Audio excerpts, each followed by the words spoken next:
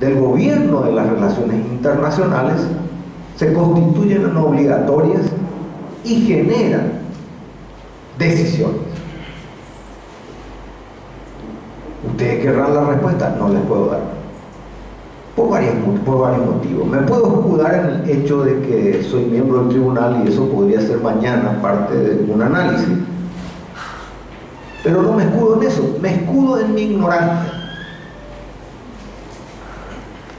Que es más difícil, ¿verdad? Porque confesar la ignorancia a veces es más complicado.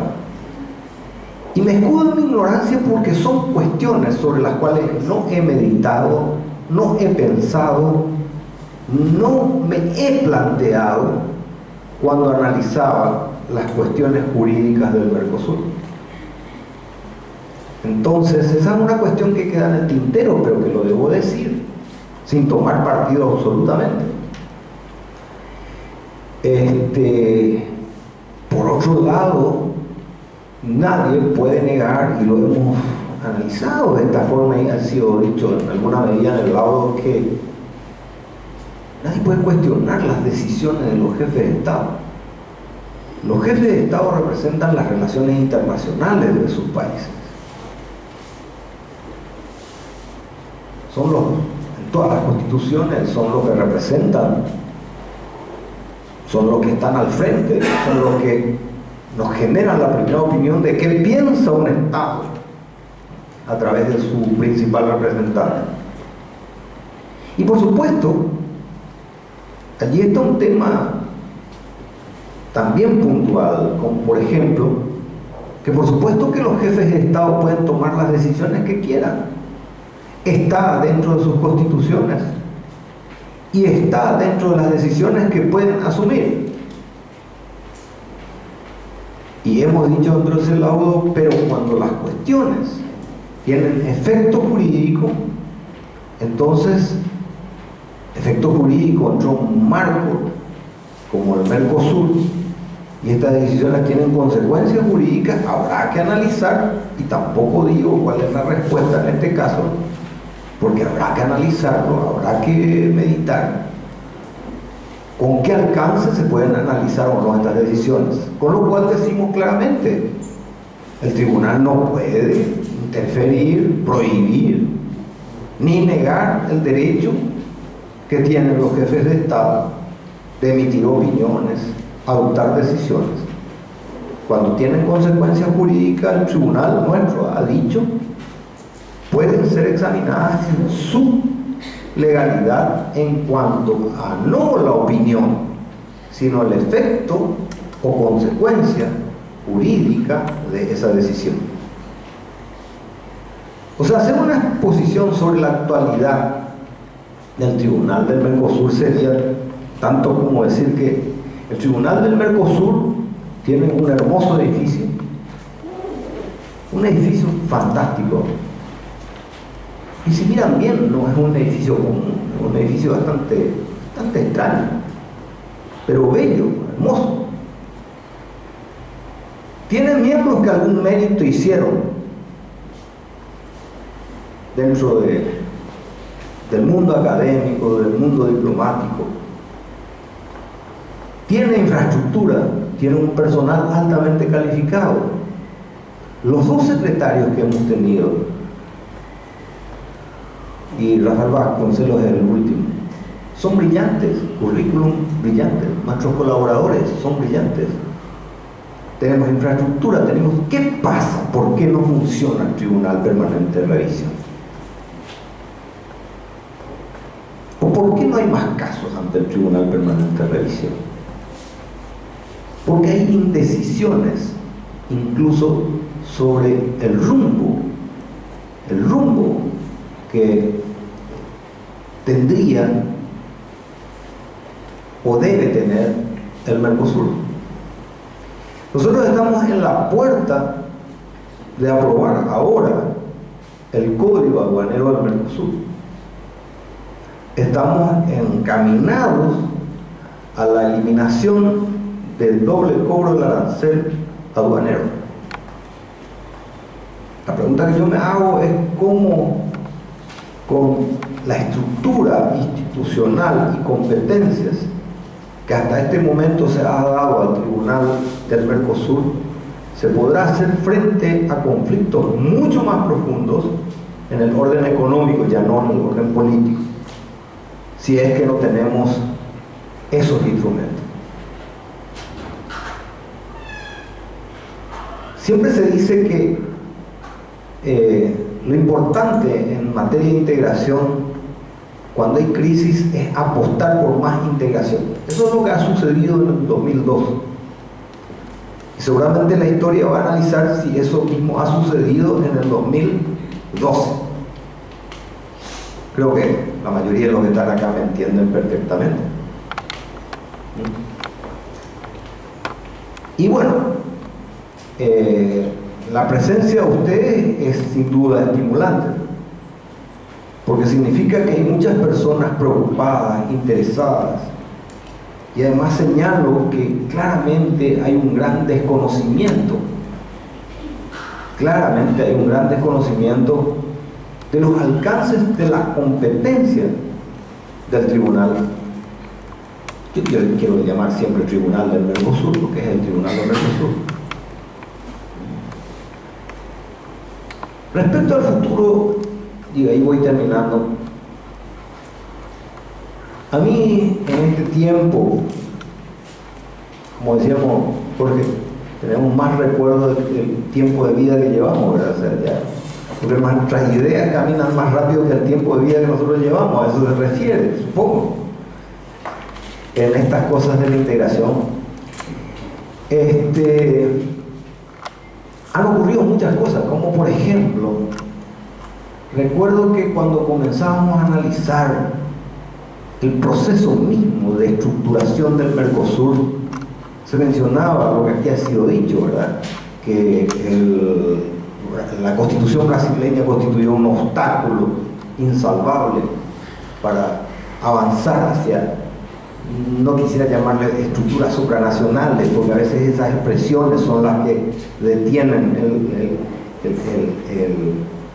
la adopción de las medidas que pueden llevar más adelante. Y eso era casi una especie de verdad absoluta. Creo que incluso yo lo pensaba en algún momento, después analizando un poco más, fuimos cambiando de idea, analizando con más profundidad la Constitución brasileña, la Constitución uruguaya, la Constitución paraguaya y uruguaya, nos dimos cuenta que no había ningún tipo de obstáculo para avanzar verdaderamente en la integración. La decisión era claramente política y era claramente económica. Se decía, por ejemplo, que un obstáculo absolutamente insalvable sería el Supremo Tribunal Federal brasileño, porque dentro de sus cláusulas pétreas significa dentro de sus jurisprudencias tradicionales, no había lugar para pensar que desde el Supremo Tribunal Federal podrían darse un giro jurisprudencial que permitiera emitir una institución que tuviera estas características. Con el tiempo eso varió. Hoy hay una institución en Brasilia, el Foro Permanente de Cortes Supremas y Tribunales Superiores del Mercosur, a instancias del Supremo Tribunal Federal. Hay varios miembros del Supremo Tribunal Federal que tienen absolutamente clara la idea de que dentro de la Constitución Nacional Brasileña no existe ningún tipo de obstáculo para avanzar más allá. Varios de sus nuevos componentes así piensan. Y esto no he leído, sino me lo han dicho varios miembros del Supremo Tribunal Federal, y Jorge creo que estuvo presente en más de una reunión donde hemos tocado este tipo de temas. ¿Qué significa? Significa simplemente que los procesos de integración tienen su tiempo, tienen su madurez. Y los procesos de integración en América Latina generalmente tienen grandes sobresaltos, porque siempre tenemos sobresaltos de carácter político. Apuntamos a un camino económico y bueno, fijamos un norte, y de repente se entrecruzan situaciones de carácter político que como que actúan como una suerte de freno para el avance del proceso de integración. Eso ha sido así desde la época de Aladi, y si no hubiese sido así, probablemente tendríamos un proceso mucho más profundo, incluso que el de la Unión Europea, porque tenemos más razones para trabajar juntos y con respeto sobre bases jurídicas firmes y sobre instituciones jurídicas firmes. Pero esa es la realidad. Yo, para terminar simplemente, como decimos, de la actualidad me siento dentro de todo, y lo he dicho en algún momento dado, orgulloso de tener la posibilidad que me dio simplemente la vida y las circunstancias de formar parte de aquello que nosotros pensábamos que era un tribunal, ¿verdad?, donde yo no me sentía ubicado. O sea, cuando nosotros escribíamos aquello, no sabía que yo iba a estar aquí, ni que Jorge iba a estar acá. Y seguramente próximamente me iré yo, luego se irá Jorge. Pero la apuesta que queda es esta.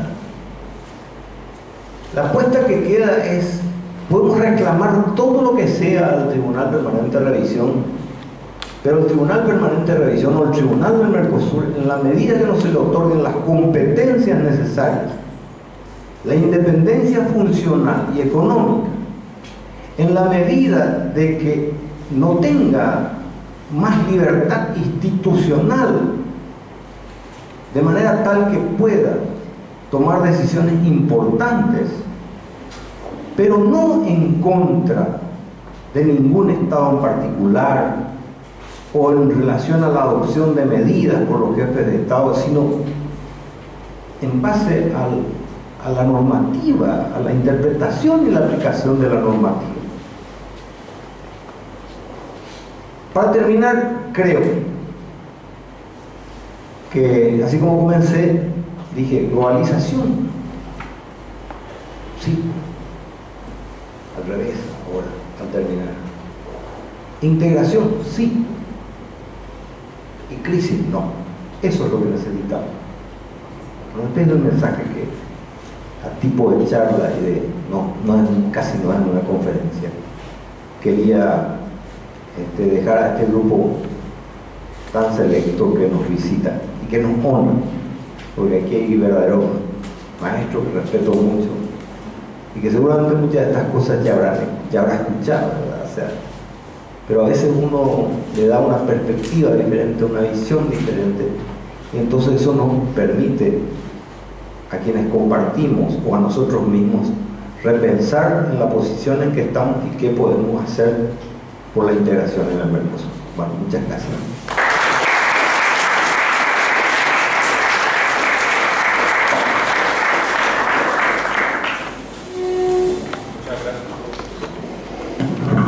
Muchas gracias, doctor Laurano.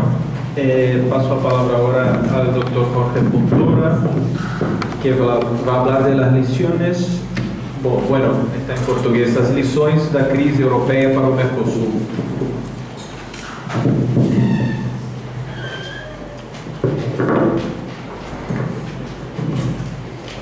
Boa noite a todos, uma grande satisfação recebê-los aqui em Assunção, os que estão visitando a cidade, também os próprios alunos, professores paraguaios que estão aqui presentes. Grande alegria de recebê-los e justamente para discutir temas que nos são tão caros e que nos interessam tão de perto. Saudar essa iniciativa oportuna do secretário do Tribunal, Dr. Rafael Vasconcelos, saudar particularmente o professor Roberto Ruiz Dias Labrano, meu colega no tribunal, mas de longa data, meu amigo, uma pessoa que eu admiro muito e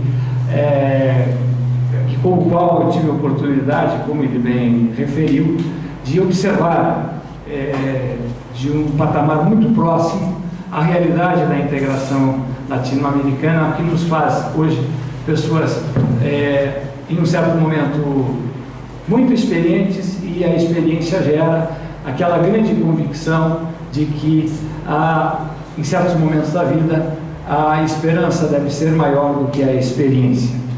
Saudar os professores visitantes, na pessoa do professor Calogero, já tive a oportunidade de estar com ele em Curitiba, uma pessoa muito interessada. Eu vi aqui o livro e via o interesse, a profundidade, a seriedade epistemológica, acadêmica com a qual ele enfrenta esses temas de integração.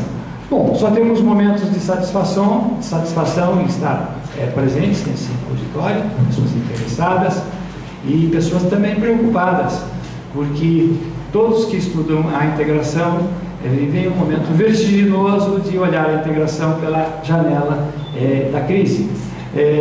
As crises têm sempre coisas interessantes, porém nós temos que ter a grandeza acadêmica para olhar para elas, e é justamente nessa grandeza acadêmica, alguns podem chamar de, filosoficamente, uma atitude eleática, uma atitude crítica, dialética, e entender o processo político-jurídico em relação ao desejo. Não é sempre lembrando que a academia é o desejo, a política é a realidade. Então é um momento, é um cruzar de realidade com idealidade. O manto diáfano da fantasia que se levanta da nudez cruel da verdade. Mas, particularmente, os internacionalistas, o professor Labrano é um internacionalista, nós temos sempre trilhado o estudo jurídico com o otimismo. Com o otimismo, com o bom humor, e entendendo que se nós temos momentos para nos preocuparmos, para serem felizes por um contexto político, basta olhar a história e que imediatamente todos voltamos a sorrir.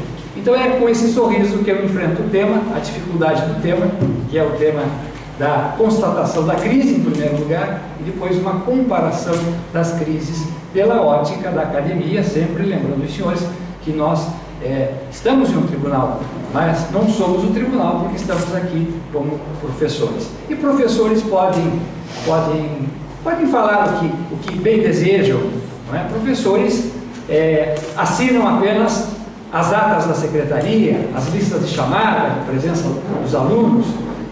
Professores não têm que assinar laudos, não têm que assinar opiniões consultivas, documentos que dizem respeito à vida de todas as pessoas. Então, é muito fácil ser professor, porque nós podemos dizer o que bem entendemos. E é por isso que eu vou dizer o que eu bem entendo a respeito desse tema da comparação das crises, homenageando a disponibilidade, a simpatia, a atenção de todos vocês de se debruçarem sobre esse tema e estarem aqui a essa hora da noite, nessa bela Assunção que oferece tantas coisas agradáveis, justamente para debater, para pensar, para refletir a integração que a todos nos interessa. Fomos desde sempre acostumados, nós que começamos a estudar esse fenômeno de blocos econômicos, logo que ele apareceu, na América Latina, olhar para o modelo europeu como se o modelo europeu fosse um caminho inexorável. A integração latino-americana deveria ser feita de formas a, em um momento, conseguir chegar ao patamar da integração europeia. Víamos a Europa naquela velha ideia do próprio período colonial, da nossa visão eurocêntrica de vida e de mundo. Alguns chamam isso de malintismo, que é uma palavra que existe em todas as línguas latinas e se refere a Malinte, a mulher de Cortés, com aquela visão deslumbrada que ela tinha em relação às coisas que vinham do lado de lá do oceano, do lado de lá do mar. Então, em um determinado momento, e nós tivemos muitas vezes, eu e o professor Labrano, em muitos seminários, em muitos congressos, e sempre ouvíamos os professores europeus nos dizendo: vocês terão problemas porque vocês não seguem o modelo europeu, vocês devem seguir o modelo europeu, olhem para a Europa, sigam o modelo europeu. e nós respondíamos da forma que podíamos, lembrando que eram modelos distintos. Lembrávamos delicadamente aos nossos colegas europeus que queriam vender esse modelo, até por meio de pressões institucionais, por meio de congressos arranjados, como que para nos convencer da exuberância, da magnitude do modelo de integração europeia, das maravilhas do acquis communautaire. Todos na Europa estavam felizes, todos queriam entrar na Europa, a Turquia queria entrar na Europa. Então, por que nós, na América Latina, não seguíamos o modelo europeu? E nós debatíamos dizendo, olha, mas a América Latina é muito peculiar. A América Latina, aqui nós temos a literatura fantástica, aqui nós temos o folclore, aqui nós temos o calor, aqui nós temos os Andes, aqui nós temos a Amazônia, e aqui nós temos o presidencialismo, que é totalmente diferente do modelo político europeu. Os 27 estados comunitários são, de alguma forma, parlamentaristas. Até a França, que ninguém sabe bem o que é, mas que é um sistema onde o poder se partilha. Os franceses inventaram com o cinismo que lhes é peculiar, la cohabitation. O que é a cohabitação?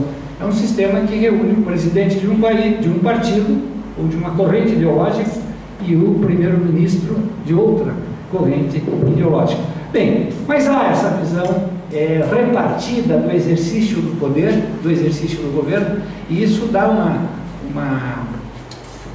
isso dá um elan que permite a ideia, a existência da supranacionalidade, que permite a existência das altas autoridades, a parafernália comunitária europeia, essa Europa de grandes conquistas, mas também essa Europa que é desde sempre uma Europa de grandes perplexidades. E de repente, não mais que de repente, eclode a crise europeia, todos nós assistimos perplexos, essa desconstrução que vem ocorrendo já há alguns anos, e curiosamente se volta a debater o primeiro problema que foi discutido quando os pais fundadores da União Europeia, da Europa, de instituições comuns, se reuniram ali no pós-Segunda Guerra Mundial e pensaram como seria possível uma governança que concebesse a ideia das altas autoridades, da supremacia do direito comunitário sobre os direitos internos, a questão do efeito direto, a questão das instituições comuns, do Tribunal de Justiça das Comunidades Europeias, do Tribunal de Contas, do euro, não é? Vamos imaginar coisas muito complexas para aquele momento de final de Segunda Guerra Mundial, mas que foram vislumbradas por esses estadistas, esses grandes estadistas que conseguiram dar forma e construir essa Europa e também enfrentar esse dilema: como estar juntos, como os Estados podem estar tão intimamente juntos se os Estados são tão ciosos das suas soberanias. A Europa é o berço da ideia da soberania, e a Europa é o berço das nacionalidades, da política das nacionalidades, as lutas dos países para construírem as suas nacionalidades. Os grandes heróis nacionais europeus, o Bismarck, o Cavour, a Joana d'Arc, todos eles criando, lutando, se cumprindo, se inserindo na história porque criaram as nacionalidades. E aí, de repente, vem lá um grupo de políticos brilhantes, de ideólogos, idealistas, e dizem: não é nada disso, vamos desconstruir as fronteiras, vamos criar instituições comuns. Funcionou por muito tempo, mas não funcionou por todo o tempo. O que nós assistimos recentemente foi a Europa voltando para a velha governança, não é? Nós assistimos a Europa voltando para o velho discurso da soberania, para a Europa voltando para o velho discurso do poder dos chefes de Estado. Não vimos nessa crise recente europeia, que é dilacerante, essa crise europeia que traz de volta o fantasma dos separatismos. Se fala em separatismo na Espanha, se fala em separatismo na Irlanda, se fala em separatismo Na França se fala de separatismo em lugares insuspeitos, não é? E de repente esse discurso do separatismo é o último grito do desespero dos europeus pela falta de perspectiva de saída para essa crise. Bem, e nós, curiosamente, nesse momento, assistimos à concessão do Prêmio Nobel à União Europeia, pelo grande trabalho em prol da paz mundial, pela grande missão, não é? Cumprida pelo projeto europeísta. Mas, curiosamente, o prêmio vem de onde? Vem da Academia de Oslo, não é? Onde se concede o Nobel, de um país que não quis ser membro da União Europeia. Vejam que coisa paradoxal. Aliás, é o único país que não quis ser. Por que não quis? Porque houve um plebiscito e o povo não quis. A Noruega não quer ser membro da União Europeia.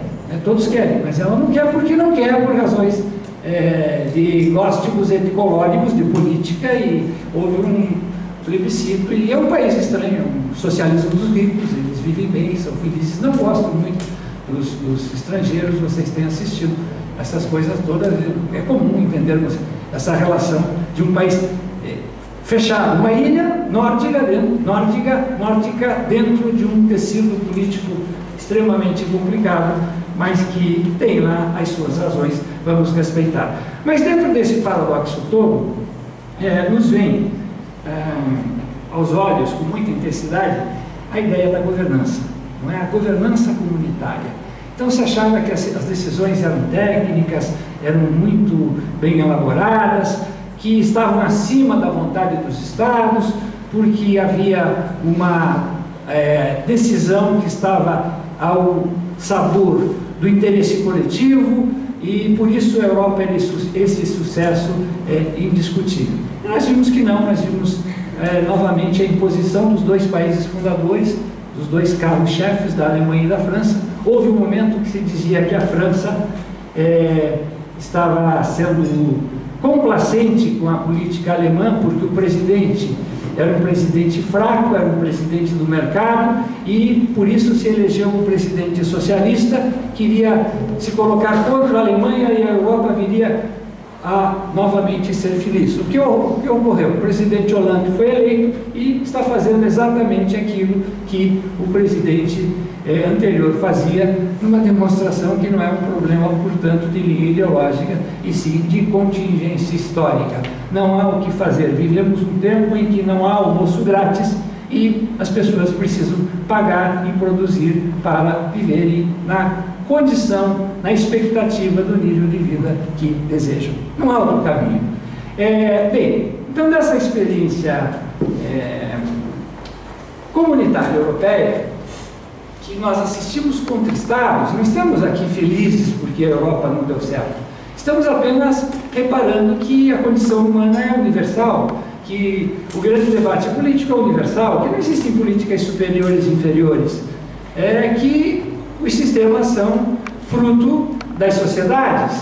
O sistema comunitário europeu foi fruto da sociedade europeia, como o sistema que se fez, o que se faz na América Latina, é fruto da necessidade da América Latina. E eu percebo muita clareza, por esse tempo todo que nós estamos aí assistindo a integração, que um fator determinante da integração latino-americana é o presidencialismo imperial, é a forma como os presidentes exercem os seus poderes, e a percepção de que bloco econômico é política externa, e quem manda na política externa é o presidente da República eleito para aquele mandato, e depois virá outro, e se vocês estiverem felizes, mude o seu presidente. É o caminho democrático. Bem, também é uma lição muito interessante da Europa. Vejam que essa institucionalidade maravilhosa dos tribunais, não só do sistema europeu, do sistema supra-europeu, da Corte Europeia de Direitos Humanos, toda ela se vê petrificada diante da crise. Não vimos nenhuma ação do Tribunal de Justiça das Comunidades Europeias, por exemplo, uma ação de incumprimento aos estudiosos do direito comunitário europeu, movida pela Grécia para obrigar a Madame Merkel a não obstaculizar as benesses do Banco Central Europeu para que os gregos paguem as suas dívidas, para que os espanhóis tenham mais financiamento das suas instituições bancárias, para que os portugueses, para que o governo português consiga fechar a folha de pagamento de todos os meses.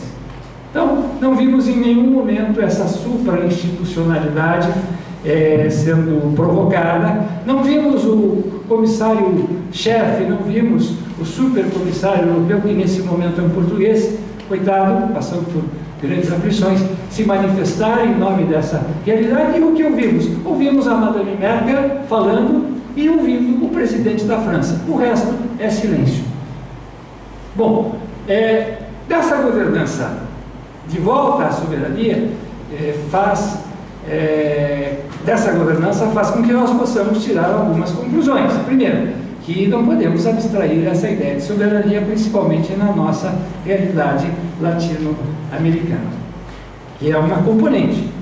Temos que conviver com isso, temos que nos integrar com essa componente. Não podemos inventar um sistema político que não seja o nosso, porque aí poderemos criar um modelo totalmente artificial de integração.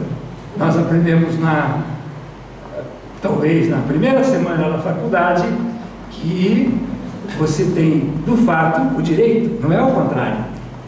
Não é? Nós não temos instituições que formem as sociedades, mas são as sociedades que forjam o direito. Então, nessa perspectiva, nessa paralisia institucional europeia, esperando que os superestados europeus decidam o que se vai fazer, nós observamos também a importância de atentarmos para a natureza político-jurídica das instituições internacionais. Essa história da Europa supranacional, ideal, técnica, que aboliu a política, que acabou com a tripartição dos poderes, que criou o efeito direto, a governança comunitária, esse discurso maravilhoso, ele relativizou também a ideia do velho discurso do direito internacional público. E o discurso do direito internacional público é um direito que olha com muita cautela para o poder dos Estados. Então, o poder do direito internacional é um poder mitigado. O direito internacional tem a sua dicção. Tribunais internacionais têm que ter a sua forma de falar, né? E falam com muita delicadeza, porque falam com sujeitos de direitos soberanos, falam com estados soberanos. Nós chegamos a ouvir, nessa euforia comunitária, a ideia que falar de soberania era uma ideia do século XIX, que era algo passado, dizia a respeito ao autoritarismo. Mas não, o direito internacional ele tem essa delicadeza. Eu trago dois fragmentos. Como os europeus, vejam bem, criaram o review pré-judicial, que é o elemento essencial do direito comunitário europeu, que dá aos juízes do Luxemburgo o poder de fazer a jurisprudência comunitária. É algo muito interessante, né? Os juízes de um tribunal supranacional com poderes para elaborar a jurisprudência comunitária acima das Supremas Cortes dos Estados. Parece algo maravilhoso. Como isso foi concebido? Como isso foi escrito? Com muita prudência. É o artigo 177 do Tratado de Roma. Bem, então se constrói, se faz uma elaboração literária para dizer que, no caso de julgamento de questões comunitárias pelos juízes nacionais, em relação aos quais não caiba mais recurso, o que seria isso? As Supremas Cortes. Ninguém escreveu no Tratado de Roma, as Supremas Cortes não são mais supremas. Ninguém escreveu. A justiça comunitária europeia está acima do direito nacional. Alguém dirá, mas esse é um exemplo comunitário, essa delicadeza que deve haver. Tribunais têm que ser impositivos, tribunais têm que achar culpados. Não é assim que funciona. O direito internacional tem um sistema de decisão em que não se acham culpados, se acham soluções, mas é a expectativa, infelizmente, é a expectativa dogmática da formação de direito interno. Outro exemplo, que não é do direito comunitário, haveria uma gama de tantos exemplos no direito internacional, mas eu acho que esse exemplo, ele fala per se, diz respeito ao famoso poder de veto, que os países membros do Conselho de Segurança das Nações Unidas detêm. É uma quebra de um princípio. Qual é o princípio? O princípio da igualdade das nações. Todos os Estados são iguais, têm direito a um voto, mas na Assembleia Geral, porque no Conselho de Segurança, os 5 países mais poderosos possuem o poder de veto. Alguém escreveu dessa forma? Não. Como se escreveu que alguns países teriam o poder de veto? Com a delicadeza, com a parcimônia, com o cuidado de se estar lidando com cristais extremamente delicados, que são as soberanias dos Estados. E se fez, então, uma construção que está na Carta de São Francisco e que é extremamente interessante e que eu irei ler a vocês. Nenhum documento internacional tem, portanto, essa imposição assim jogada para o léu. 5 estados, porque tem a bomba atômica, terão poder de veto. Então veja como o direito internacional diz que alguns estados são mais iguais que os outros. As decisões do Conselho de Segurança serão tomadas pelo voto afirmativo de 9 membros, são 15, nem todos são membros permanentes, nem todos têm o poder de veto. Serão tomadas pelo voto afirmativo de 9 membros, inclusive os votos afirmativos de todos os membros, incluindo os votos afirmativos, repito, de todos os membros permanentes, ficando estabelecido que, enfim, dessa forma é que se construiu, dessa forma dialética, é que se construiu a imposição, a ideia do poder de veto. Há quem pense que tribunais internacionais são impositivos em relação às justiças nacionais de imediato. Há quem pense que nós estaríamos diante de uma construção, quase que uma construção arquitetônica, em que haveria patamares e que acima do patamar nacional estaria um tribunal internacional para vir corrigir, para vir impor, para vir determinar aos governantes como fazer ou como deixar de fazer alguma coisa. Ora, se os tribunais internacionais fossem assim, eles seriam casas de construção da guerra e não casas de construção, de elaboração da paz. Foi por isso que o jurista latino-americano inventou uma fórmula muito estranha, difícil de explicar nas academias militares, nos cursos de engenharia, nos cursos de ciências exatas, porque é uma fórmula dialética. É a cláusula facultativa de jurisdição obrigatória. Quando os redatores da Carta de São Francisco resolveram que haveria um tribunal nas Nações Unidas, vejam bem, não um tribunal das Nações Unidas, mas um tribunal nas Nações Unidas, e que esse tribunal funcionaria a todos os países amantes da paz que quisessem se submeter a eles, a primeira pergunta foi a seguinte: assinar a Carta de São Francisco significa entrar para esse tribunal? Havia um grande medo, e os cronistas da época dizem que a sala da discussão da Carta de São Francisco estava sempre cheia e a sala da discussão do tribunal estava sempre vazia. Então se chegou à seguinte conclusão: não, é possível firmar a Carta de São Francisco e não aderir ao Estatuto da Corte Internacional de Justiça. A Suíça gostou da ideia, inclusive fez isso. A Suíça firmou o Estatuto da Corte Internacional de Justiça e não firmou a Carta de São Francisco. Então se dissociou. O tribunal da organização internacional que se criava, da ONU que se criava. Muito bem. Bastou isso? Não. Mesmo assim, os países hesitavam em se submeter a esse tribunal.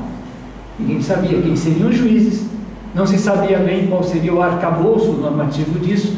Enfim, estados eram coisas muito sérias para serem, nesse momento, relativizadas na possibilidade de se colocar o pescoço abaixo de uma guilhotina manobrada por um carrasco desconhecido. Então, o que se fez? Naquele impasse todo, o jurista brasileiro, que não era propriamente um grande internacionalista, um grande acadêmico, era um simples advogado do Cais do Rio de Janeiro, um advogado muito pragmático, com estudos de direito internacional, e ele, olhando aquele impasse todo, com a sua experiência, ele era membro da delegação brasileira, ele, com a sua experiência negocial do foro em geral, de ir à audiência e ter que resolver problemas rápidos ali na audiência, ele disse: olha, vamos criar então a cláusula facultativa de jurisdição obrigatória, ou seja, os estados aderem ao tribunal, porém não estão automaticamente submetidos a ele. Então é por isso, senhores e senhoras, que às vezes países aparentemente violam o direito internacional e nada ocorre. Não há um processo, não há uma demanda em relação a essa questão. Vou dar um exemplo que me parece impecável. O grande caos jurídico que é a política externa do Oriente Médio. Alguns dizem, mas por que os países que se sentem agredidos pela política israelense não demandam Israel na Corte Internacional de Justiça? Outros perguntam, por que Israel não demanda os países que estão todos os dias violando a sua soberania, com uma série de ações de hostilidade? Por que Israel não vai também ao contencioso internacional? Porque não é assim que funciona. O direito internacional tem as suas peculiaridades. O direito internacional tem a cláusula facultativa de jurisdição obrigatória. O direito internacional tem a questão do domínio reservado. Tudo na Carta de São Francisco funciona desde que o Estado não considere que isso está sob o espectro do artigo 2º, inciso 7º, domínio reservado. E é o Estado que define.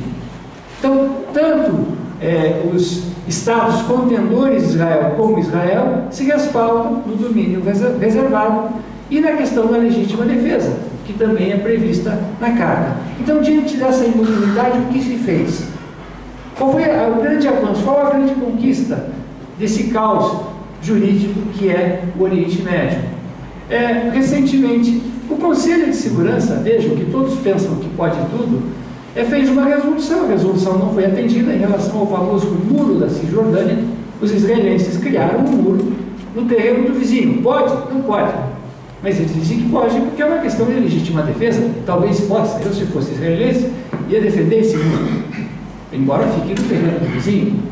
Bom, a questão foi ao Conselho de Segurança, passou pela Assembleia Geral, houve uma condenação. Israel não fez nada, não mudou o muro, não mudou o projeto de construção do muro, alegando que agia dentro do direito internacional, da previsão do direito internacional. E o que se fez?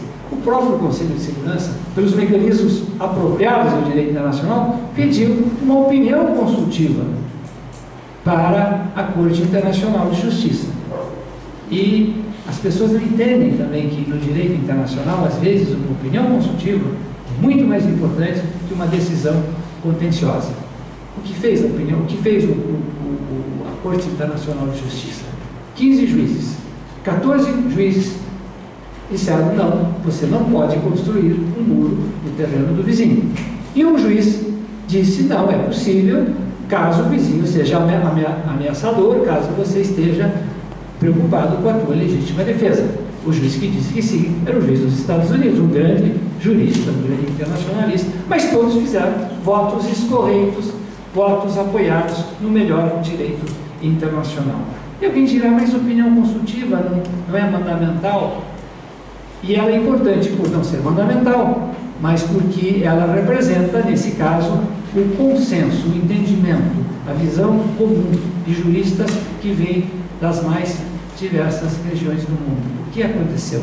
Poucos meses depois, a Suprema Corte israelense, vejam bem, a Suprema Corte israelense, sobre os eflúvios, os influxos, o poder intelectual da opinião consultiva, determinou em um quadro de guerra. Vejam que coisa interessante, vocês sabem que um quadro de guerra faz com que toda a nação fique em volta da mesma ideia, fique amalgamada, fique aliada ao governante, às decisões dos governantes, por mais voluntárias que sejam, por mais autoritárias que sejam.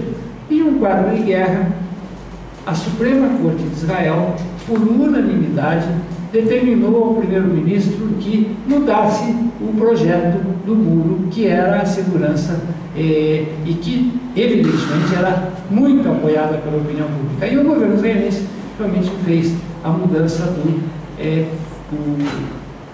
trajeto do muro. Não sentiu, o muro continua lá, mas houve, vejam, uma ação muito importante que seguramente a força da arma, a força da decisão mandamental, uma decisão impositiva de um tribunal afoito, de juízes afoitos, de juízes proativos que querem legislar, que querem corrigir os governantes, que não concordam com os governantes e querem nas decisões depurar as suas sublimações, as suas frustrações, não é? Então seriam totalmente ineficientes. E, nesse caso, o consenso, nesse caso, o entendimento, que é a grande ideia do direito internacional, prevaleceu. A América Latina, os países do Cone Sul, são profundamente cientes, são profundamente voltados, criados, forjados pela ideia da soberania. Não haverá Estado na América Latina sem a ideia prevalente, a ideia força da soberania.